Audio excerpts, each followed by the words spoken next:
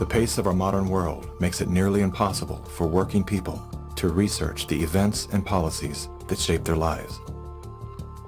When seeking answers to life's most pressing questions, where do we go first? Google. Enter the subject, hit go, and there it is. Only what they want us to see.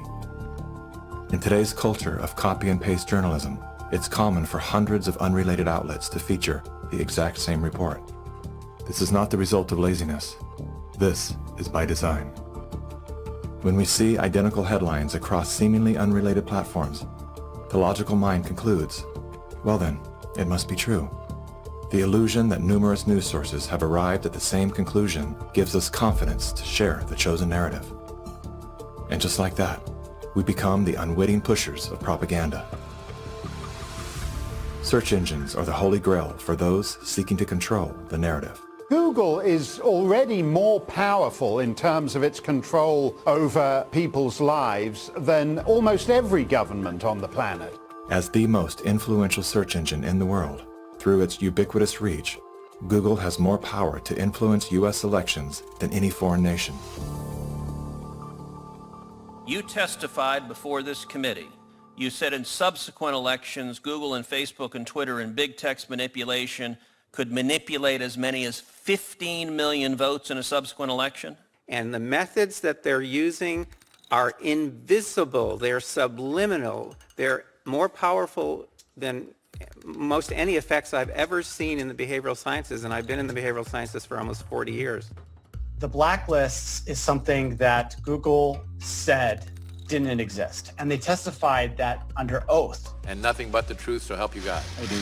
Now, me as an engineer, I just did a search on Google's internal search engine, and guess what I found?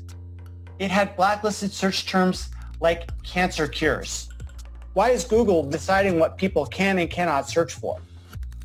What was once an efficient tool for navigating the world of information is now a network for global surveillance, data collection, and social engineering.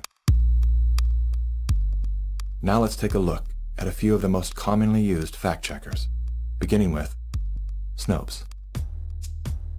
The husband and wife duo of David and Barbara Mickelson founded Snopes.com in 1995. They had no journalism background or training whatsoever. They built their fact-checking empire by using Google as their primary verifying source. The Mickelsons divorced in 2015.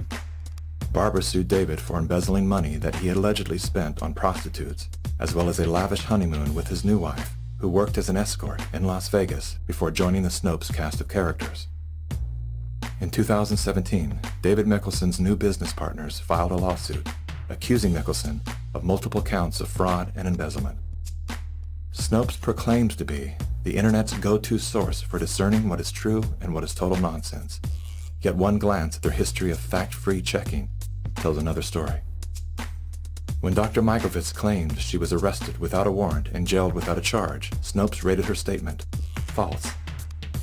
Had they bothered to explore the arrest documents, they would have seen that indeed there was neither a warrant nor signatures to officiate a charge, a fact that I confirmed with members of Dr. Mikovits' legal team. Was there a search warrant? No. And was she ever charged? No. Never charged with a crime. 100% correct. Judy has never been charged with any crime.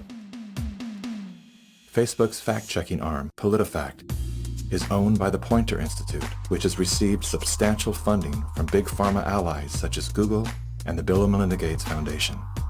Like Snopes, PolitiFact has a history of misleading the public. In late January of 2019,